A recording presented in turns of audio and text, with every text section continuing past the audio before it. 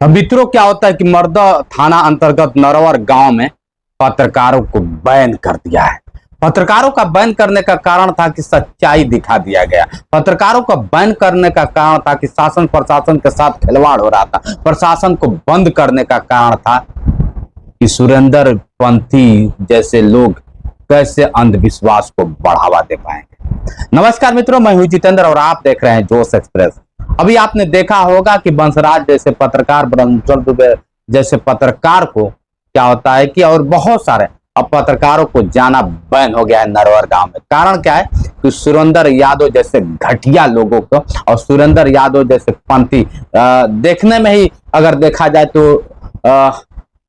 गजब का लग रहा है। अब आप सोचिए ना, आपने पढ़ा होगा अगर रासायनिक विज्ञान या फिर साइंस पढ़ा होगा तो आपको पता होगा कि आग कैसे जलती है और कितना अंधविश्वास है। ये क्या भूल गए क्या? आज भी इनको पूजा सर पे चढ़ के बोल रहा है।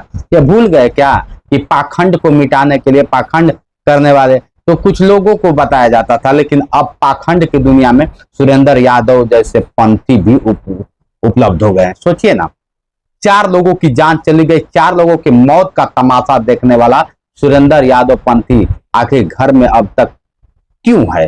क्यों नहीं गिरफ्तार किया जाता है और क्यों नहीं उन परिवारों को सहयोग किया जा रहा है? बहुत सारे मीडिया वाले जा रहे हैं और अपनी अपनी बातें रख रहे हैं, लेकिन आप लोग बताइए ना, जिस तरह से 4 लोगों की हत्या हो गई है, अब हत्या ही कर लिया जाए, 4 लोगों की मौत हो गई है, इसका जिम्मेदार कौन है? सुरेंद्र यादव पंथी। वही सुरेंद्र यादव पंथी जो कहता है कि जलते हुए क्या होता है कि दूध में हाथ डाल देता है। वही सुरेंद्र यादव पंथी जो क्या होता है कि अपने आप को भगवान बताता है। वही सुरेंद्र यादव पंथी क्या होता है कि खुद कहता है कि मैं आग ला देता हूं। वही सुरेंद्र यादव पंथी जो बर्फ में दूध को खौलाता है। तो क्या आदमी को जिंदा नहीं कर पाता है?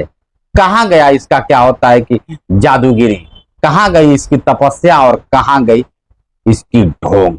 ढोंग है और ढोंग करता रहेगा। और ऐसे एक लोग नहीं, तमाम सुरेंद्र पंथी जैसे लोग हैं कि आए दिन लोगों क्या, कुछ लोग नेता जाके कह रहे हैं कि ऊपर वाले की लेखनी थी। लेखनी यही थी कि अनटेंशन तार के नीचे तुम क्या होता है कि पोल गाड़ो, बांस लगाओ, यही लेखनी थी। हम तो कहते हैं, लोग कहते हैं किस्मत में लिखा हुआ कुछ नहीं लिखा होता, हाथ के लकीरों में कुछ नहीं लिखा था। अपनी किस्मत खुद बनानी पड़ती है, अपना क्या होता है कि लकीर को खुद बनाना पड़ता है। मित्रों सोचिए, और सुरेंद्र यादव जैसे पंथी क्या होता है कि गुमराह करता है। गुमराह करने के दौरान बस एक ही चीज पता चलता है कि उसे ऑन द स्पॉट जिस तरह से लोग उसके कुछ चंद बातों में आकर अपनी जान गंवा देते हैं।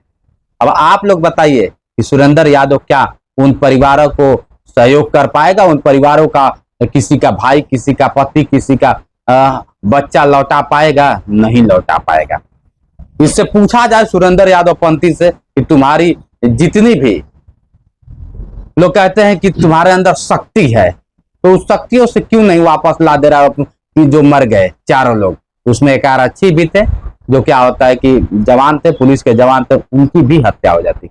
अब बेगुनाह, बेवजह, क्या वजह है सब करने की? अब आप लोग बताइए कि क्या पत्रकारों पे बैन कर दिया गया? सुरेंद्र जैसे के लोगों का क्या होता है कि हकीकत सामने ना आ जाए, इसलिए पत्रकारों को बैन कर दिया गया है। और क्या सुरेंद्र यादव अपनी शक्ति का प्रयोग कर पाया या नहीं कर पाया, या सुरेंद्र यादव उन परिवारों को शक्ति का प्रदर्शन दिखा पाएगा कि नहीं दिखा पाएगा? कुछ लोगों का कहना है कि पत्रकारों को मूर्छित कर देगा। मैं चैलेंज करता हूं सुरेंद्र पंथी को कि मूर्छित करके मुझे दिखाए, मैं सब कुछ छोड़ दूंगा। मित्रों आज के लिए इतना ही। अभी आपने देखा होगा ब्रह्मचंद्र दुबे जी ने खुद राष्ट्रपति को पत्रक लिखा है, उनके पोर्टल पे कि मांग की है कि सुरेंद्र यादव जैसे लोगों को गिरफ्तार किया जाए और उनको कड़ी से कड़ी सजा दिया जाए और कम से कम 5-5 करोड़ रुपए उन 4 परिवार को जीवन यापन के लिए, भरण पोषण के लिए दिया जाए। अब आप लोग बताइए, क्या ब्रह्मचंद्र दुबे गलत है, या फिर वंशराज जैसे लोग गलत हैं, या फिर जितेंद्र जैसे लोग हैं, या फिर जैसे पत्रकार जाके वहां की हकीकत दिखाए वो लोग गलत है, या फिर ढोंगी बाज पंथी सुरेंद्र यादव गलत है? आज के लिए इतना ही। धन्यवाद।